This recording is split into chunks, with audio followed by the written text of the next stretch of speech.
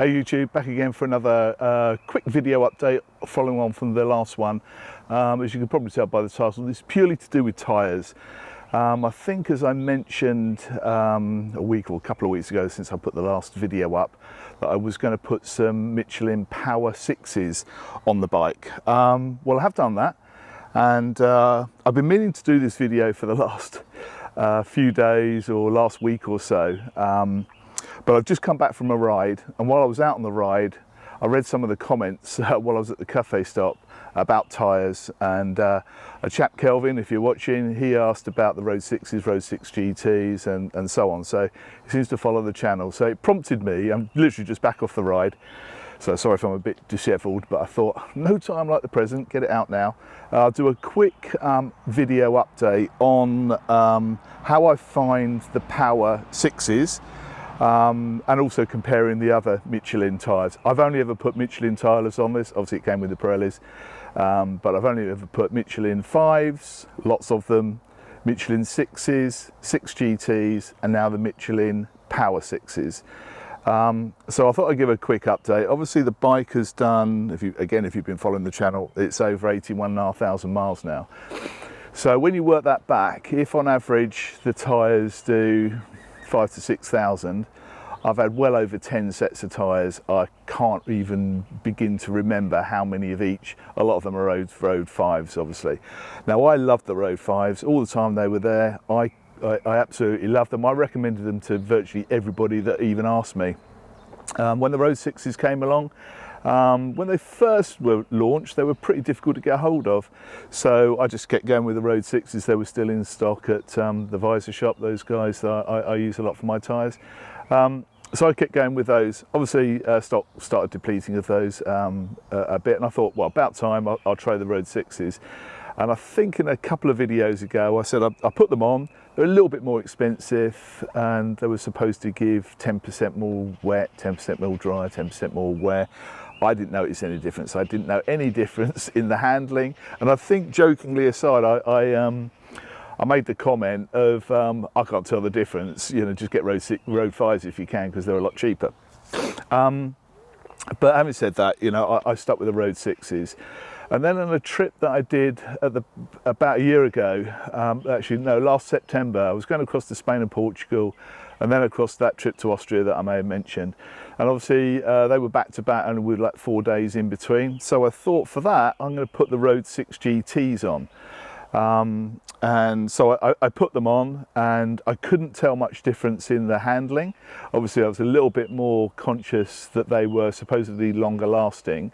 So I put them on just before I went to Spain. We had a really good trip to Spain, and they're quite abrasive roads if you go riding in the mountains and so on. So the rear was wearing about the same as the road 5s and road 6s, if I'm being brutally honest. So when I came back, I measured them with my trusty depth gauge, and we'll come back to that. Trusty depth gauge, and I was surprised after 2,500 miles they'd gone down by about 3.5, 4 mil. So I only just had enough rear tyre to do the trip to Austria. That was the rear. The front, however, was fine. That lasted a hell of a lot longer, and in fact when I came back from Austria after doing in total well over 5,000 miles, I kept the Road 6 GT front on, and it lasted for, I have to say, well over 10,000 miles. I can't remember exactly, but I thought I'd better change the pair for a new set of Road 6s. So that longer lasting wear on the front, yes, I definitely did notice. The rear, in my experience, I wasn't riding in UK roads on my normal roads. You know, I was ragging a bit and having a bit of fun whilst I was away on holiday. So Road 6 GTs, yeah, obviously give them a try. I didn't notice that much difference, but hey, you know, your bike might be different. Obviously I'm a heavier guy, so maybe that does contribute. So going back to the point, I mentioned in the last video I was going to put some Power 6s on. I think I timed it beautifully, because just as I got them changed, the decent weather came out 3 or 4 weeks ago during June. So I was unsure about the wet handling as far as the Power 6s are concerned. So I just wanted to really have them on for these 3 or 4 months, bit of June, July, August, I'm going away and get in September, so I'll put some, you know, touring tyres back on, obviously the Road 6s or maybe Road 6 GTs, but probably Road 6s. So I thought I'd put them on, and I must admit I have really enjoyed this last week or two. I've done about 800 miles on them now. I meant to do this video when there was only like 200 or 300 on it, because when I came back off a couple of rides with my brother and a few mates, I was thinking, wow, these tyres, they're incredible. And they truly are in dry conditions. I actually have, it hasn't rained here for 2 or 3 weeks or so, so I haven't taken them out in the wet, but I have heard that they're really good wet handling, but I haven't tried it. So dry wise, it was interesting. I was at a cafe stop about 6 months ago when I was first thinking about putting these Power 6s on, and I was talking to a guy about tyres, as you do, and he was mentioning these dual compound tyres, that he doesn't use them anymore because he finds the transition from the centre section, obviously the hard wearing section, to the sort of more silica based edge compounds. He finds that transition, when he's flick-flacking, he finds it a bit disconcerting, and to be honest, I never really knew what he meant. And to be fair, I still don't really know what he means or what his gripe was, but he is right that if you are going through the twisties and you're getting it on a bit and you are moving from one to the, you can feel this slight transition. And it was only because he put it in the back of my mind. I felt it, and obviously I've been used to it, you know, been used to that all the way along, all the time I've had the Road 6s on. And the Road 5s, but he is right. You can. It doesn't affect me. It doesn't worry me at all, and I'm not worried about it at all. But he is right. You can. You know, if like I say, it's only when you're getting a real push on, and you're moving from one side to the tyre and back again. What I noticed with these tyres. Oh, sorry. Yes, and on the road series, when I've been out in having a bit of a Sunday morning blast, as you do, I just when I got back here and I put it on the centre stand, take my gloves off, I just check the temperature of the rear tyre just to gauge how they've been being pushed. And I've got a nice little section that comes back to my house, so you know, it's not just taking it easy, it's literally, yeah, there's quite a fast section of dual carriageway with some nice bends and roundabouts and so on, if they're clear on a Sunday morning, Sunday afternoon.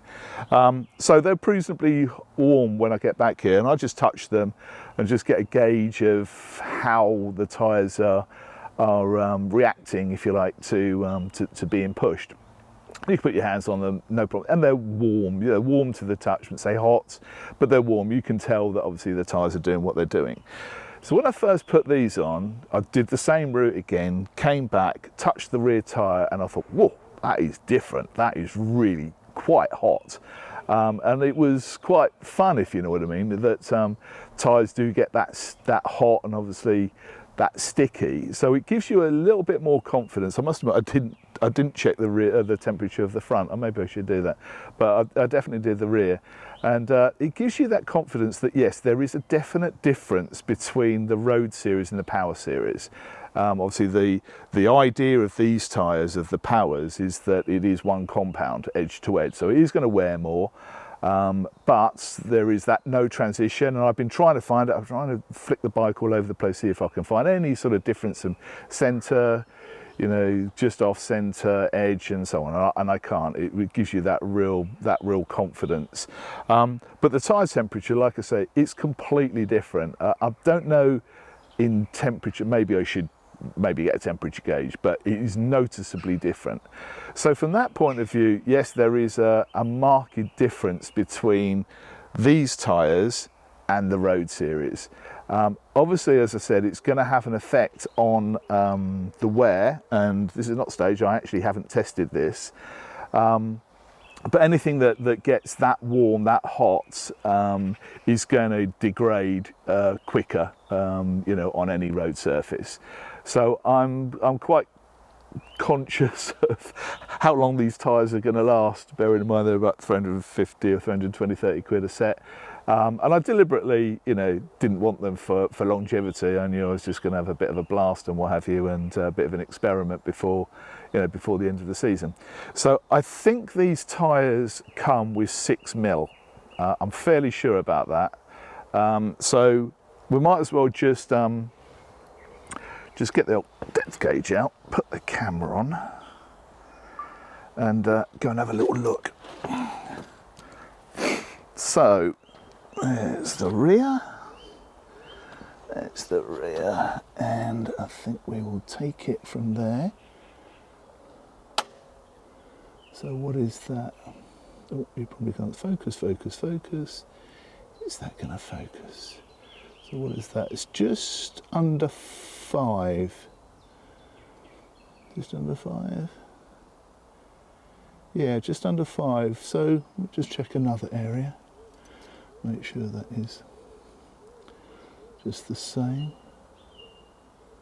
That's a little bit, whoops, that's a little bit less than 5. Anyway, so look, it's round about 5. I might as well check the fronts while I'm here. Well, they don't look as if they've worn at all. Oops, sorry about this. Very Heath Robinson. And they are 5.5. Okay, not a great deal of difference.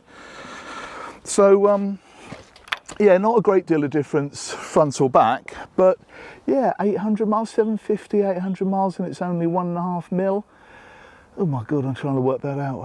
800, so it's 1.5 mil, isn't it? For oh, maybe I should have done this. So I reckon they're going to last 3,000 miles, 3,500 miles. Take them off. 3,500 miles. I'll be more than happy with that. I was expecting a lot less. So look, you know, they are great fun. They are really confidence inspiring. If you've got, you know, if you want to experiment, and maybe you're not going to do the same amount of miles, so you can take them off and leave them until next year if you don't wear them out. I may well end up doing that myself, but it makes me think now that I wouldn't mind putting the power GPs or GP2s. I can't remember what the next level is. I think it goes road, power, and then the power GPs or GP2s. Chopsy Lamb Chops did a review, I think, when he was out in Spain on the different levels, and that was a little bit of a nudge for me when I watched that a few weeks ago, a month or so ago, just to actually get this done. But he was on track. So anyway, look, that's it. For a summer tyre, obviously, you know, I love Michelin tyres. I've always had them on my cars, the Pilot 4s and 4Ss. And same on the bike. I just really feel at one, if you like, with Michelin tyres.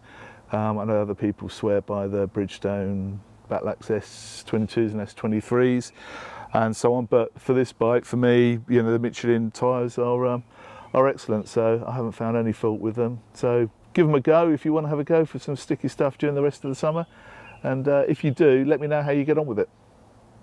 See you next time.